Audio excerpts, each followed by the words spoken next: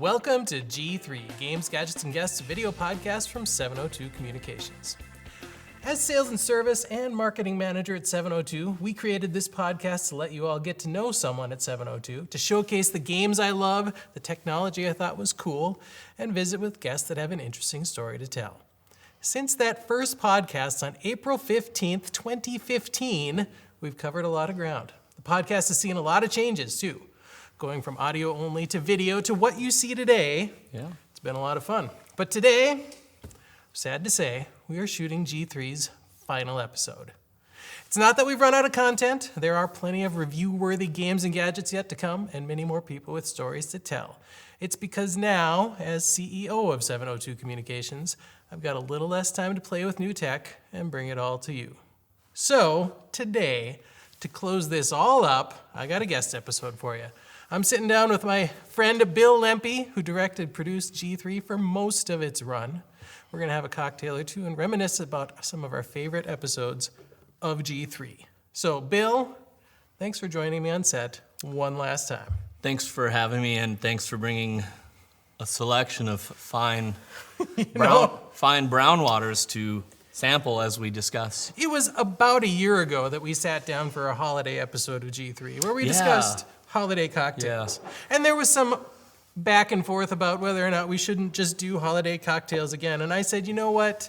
If we're going to do the last episode of G3, right, I'm not going to have some contrived reason to drink cocktails. I'm going to bring some good quality whiskey, and we're going to sit and have some cocktails and talk about. Brian had a gadget. It was one of those inverted Jägermeister machines.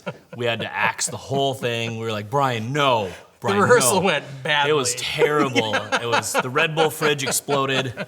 It was terrible. So we finally composed ourselves. Yeah. And here as we composed are as we are right now. Back with nice, bigger glasses than the pours. Yeah, what? For once. That's how you portray a reserved attitude. Yeah. Okay. That's what we're doing? Yeah. Okay. Totally. So I did think it was important to let you all know that Bill and I kind of enjoy the finer things in life. Yes, we do. When it comes to cocktails Absolutely. And gadgets. You've seen us spend a lot of money on gadgets over the years in this podcast. Yeah. And there's been a lot more money spent on stuff like this too. So there's been some questionable tech bought. Not everything's a winner. I talked at one point about how my wife is always skeptical about the tech that I bring into the house because she knows that in my closet in the basement is like a rubber tote full of the tech that I didn't care about after the episode. Failed. It's true. Yeah, failed opportunities. Real. Yeah. You're like, this is going to change our house. Yeah. And then eventually when you realize it's not, that's when you pull out the rubber tote and like quietly whittle, like away. Scoot it away. I have one never made the show that I was going to talk to you about was the Ember coffee mug. Have you ever seen that? It's like a Bluetooth connected because God knows keeps it at a temperature. Keeps it at and it was okay, but I don't know if it was like $70 okay. Yeah. And I just it's kind of like the tote of shame. I just recently found it in my basement, plugged in upstairs, and to which my wife said, "Very tolerant women, right?" She said, "What's that?" Thanks, honey. And then my only thought was, explain it. Please don't ask what I spent on it. Please don't ask what it cost. Luckily, she just said, that looks really dumb. Yeah. And I said, yeah, I know. Yeah. And it's been on the counter for like a week. Yeah. I should have brought it. We could have drank out of that coffee mug. Well, we could have. But you never have before. So no. Well, we skipped coffee, today. Evidently. Yeah. Well, I had coffee too. This morning? Yeah. Well, I mean, it is like 5 o'clock. 7.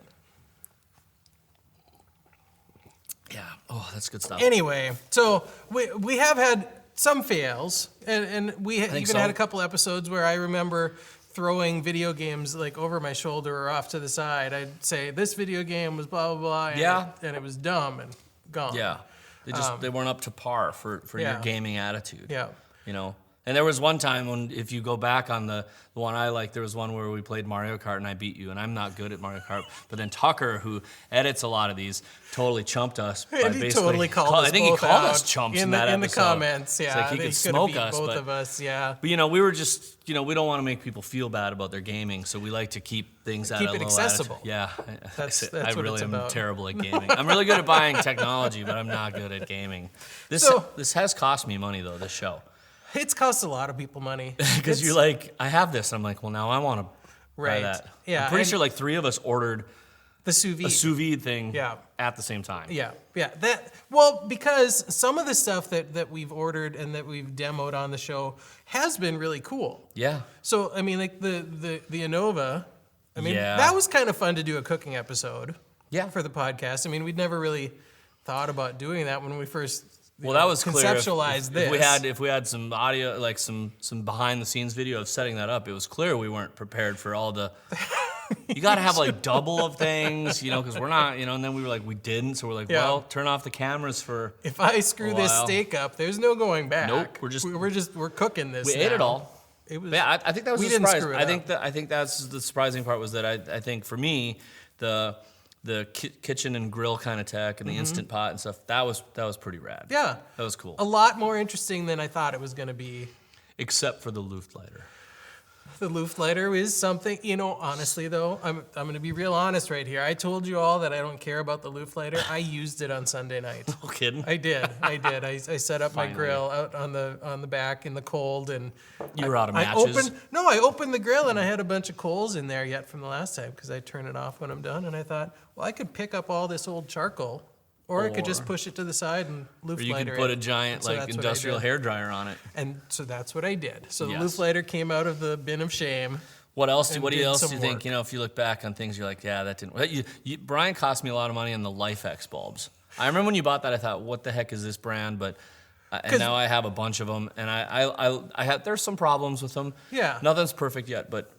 All in all, they're great. We reviewed them way back when. That was super early in the podcast. That was old set. That was probably episode. Old set, old lighting, old everything. Production quality. Look at us now. Things have evolved. Look at us now drinking. Now we're drinking fine whiskey. Fine whiskey. And reminiscing.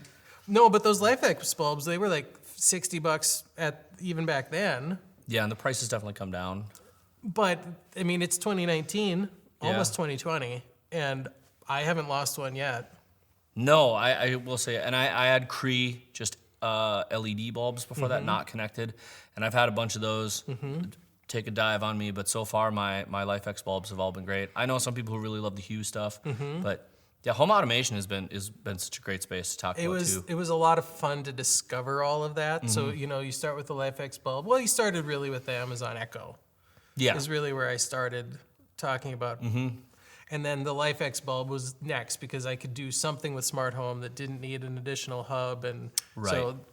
But just the whole evolution of that to see how I was adding stuff to the smart home, and then the episode we did where we talked about what it costs to actually build a smart home and all the different things you could do. I thought that was a good one. Yeah, it's become so much more attainable, and I think it's really great. I think the big frontier that the internet's already carrying it on and talking about. I think the biggest next frontier for all that is definitely going to be about privacy. Where's your data going? What's going on with that?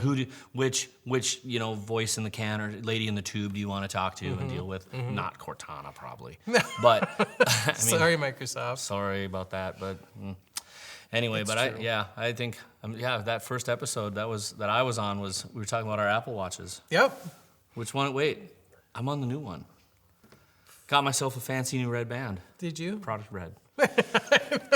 But so it's been a cool run for you guys. Yeah, it's fun to work on this. What else was devices that I reviewed? What were must-haves for you?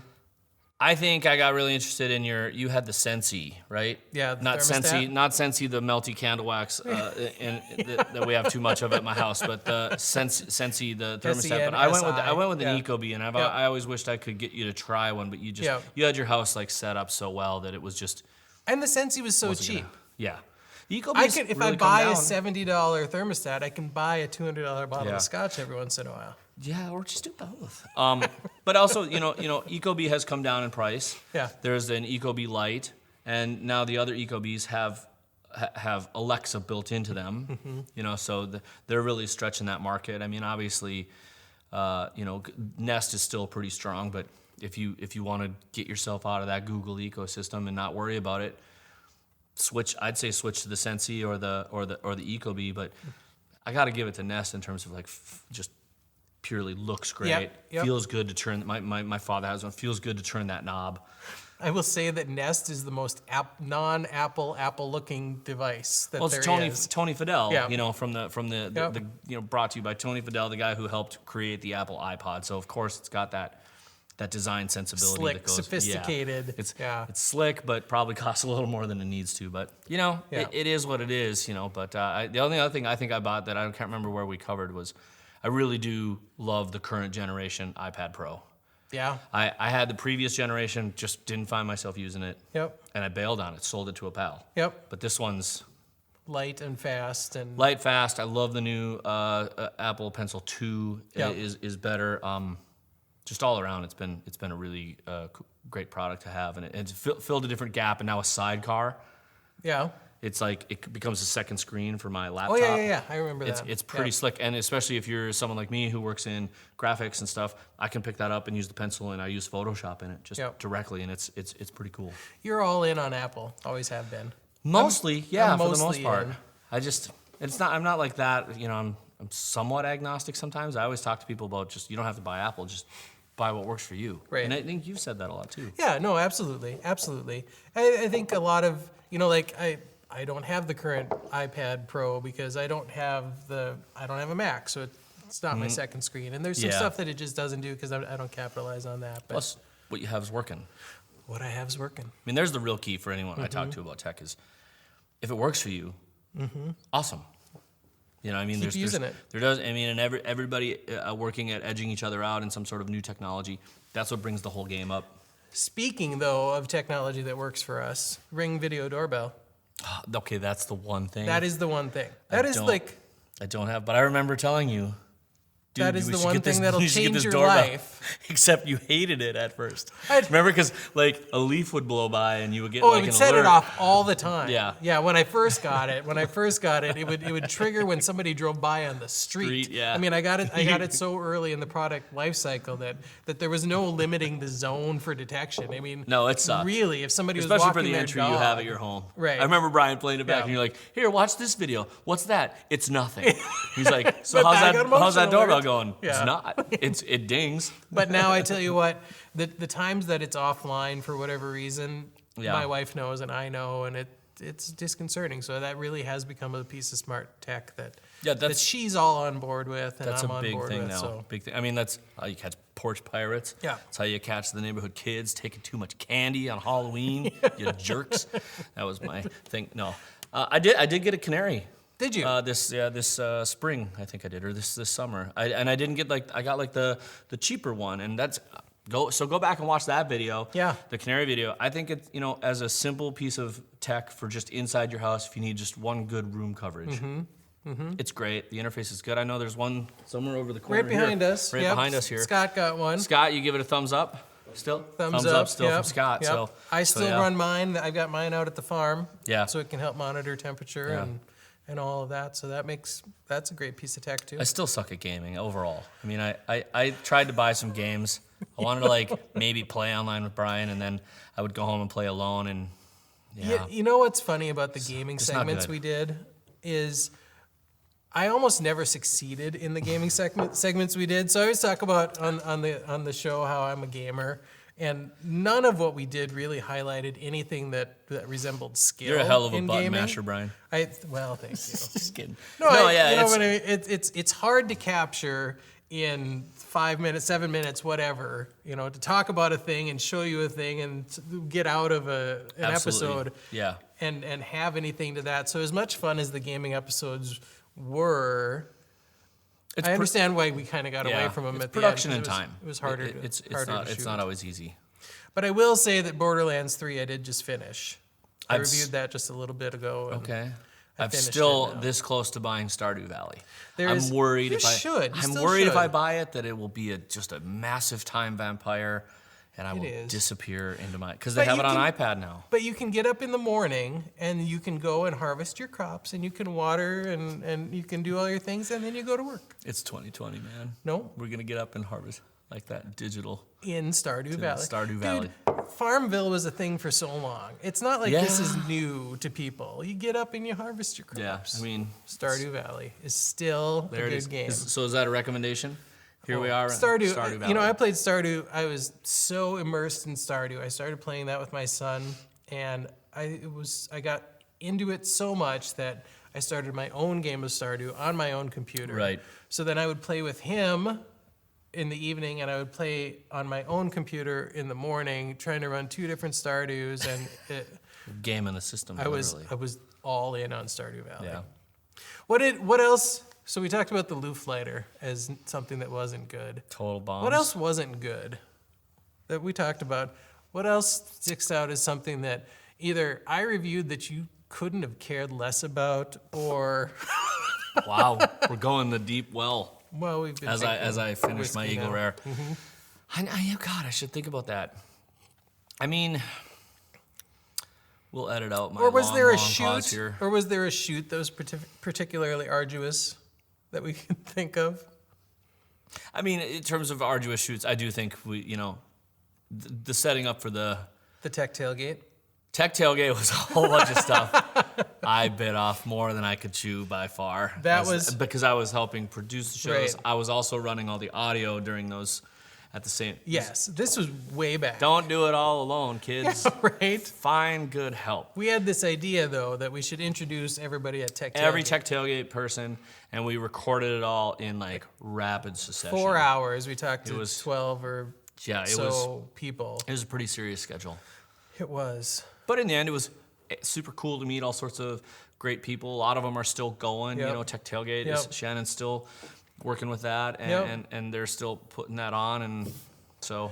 No, we were talking just earlier about we've had a lot of great guests. Yeah. On the show, and like we were talking just earlier, Tucker and I were talking about replay games. And how if we hadn't talked we hadn't talked to Cassidy way back at the beginning, again, I think he was in one of the audio onlys. Yeah, he was. When we were talking about his game development, we wouldn't know about replay games, and we wouldn't have had the relationship we had with them. And so, I mean, that was a lot of fun. I just ran into Cassidy the other day. And I was talking about that upscaler he's using because I kind of want to I was like, maybe I'll get one. My nephew's kind of interested in that. And then when he told me how much, I was like, I love you, dude, but not that much. Not that It's much. like, but I mean, that's also speaks to the cool thing of like Cassidy's journey. You know, there's somebody I think is really great. Cassidy's so great. He's such a nice guy. He went from that development thing, and now he's got this vintage store. So if you haven't seen that, look up the Replay Games episode, or just check out replaygames.us. Is that what it is? Cassidy, so. I'm sorry, I don't Check know. that. Tucker will let us know. But yeah, you should go down there. He's downtown in Fargo. I mean, if you're into games and that stuff, it's such a great vintage store. It's super fun to go down with your family or with a big group of friends. I mean, I don't know. I think he's probably the person through this that's had kind of like the coolest journey. He has had a pretty cool journey. You know what I mean? Like he's stuck with something about each one of those things, and he's making it happen for himself. So it's all about love for Cassidy right now. It was really cool to sit down and with Jonathan Judd from Moorhead, the mayor of Moorhead, which was super cool because that was a totally different thing for us too. Yeah, something out of the I mean, long and short is I met JJ back when we bagged groceries together at Hornbacher's when I was young. So that was fun to do. It was fun listening to you guys reminisce. I think the whole thing has been it's been pretty cool and a pleasure to help work on, and and thanks to I think some people at H2M helped get it started, and and everybody who kept that going at H2M, and here you are now. No, I thought wrapping up. Congrats on the new job too, by the way. Thank you. Appreciate that. I will miss the podcast. I will miss the seeing all the new stuff, but I think we've had a good run, and we had a really interesting conversation with the folks about assistive technology recently, and that was a direction that again we hadn't ever really pondered in this, but that was a great conversation too. Yeah, like access for people, like that's what a great thing, and the doors that kind of technology can open for other people. Like people in need of different things, and just help connect them to the things they need. Assistive's great. What really would have been fun to do in this, if we would have thought about it, would just be sit here and like watch some of the old episodes, and we could have picked it apart. We should have done like an MST3K sort of thing. Yeah, and make fun of it. Yeah, like what were we make thinking up our own there, new scripts or... as we were watching, but we didn't. But you know, I mean, so all in all, no regrets on the run. Not at all. No, it was good. I'm glad. It was good. Well, Bill, I think that we covered a lot of ground today. Not nearly as much as we could have talked about, you know, for almost 5 years of podcast, but it's been a good run. Yeah. I appreciate it. Thanks for joining me on set today. It's been a pleasure. Appreciate that. Sláinte. Yeah. If you're an adult, it's delicious. Only if you're an adult. Yes. And that's it. That's a wrap for G3. I hope you all had a good time. I hope you learned some things, and I hope you didn't spend too much money on some of the gadgets I introduced. I can't say you'll never see me again. I mean, there might be down the road something that I just have to talk about, but for now, I want to thank all my guests over the years. It really was fun. Thanks also to Bill Lempe, to Scott Thune behind the camera, to Phil Kerr over there on sound, and to Tucker Lucas for all your editing and even some of your sass. I've appreciated all of your work. Couldn't have made this happen without you. And thank you to all the people who watched. It was good to know that you enjoyed the series. So one last time, I'm Brian Crommett. This has been G3. Game on. I ain't gonna buy, girl. I'm your old man.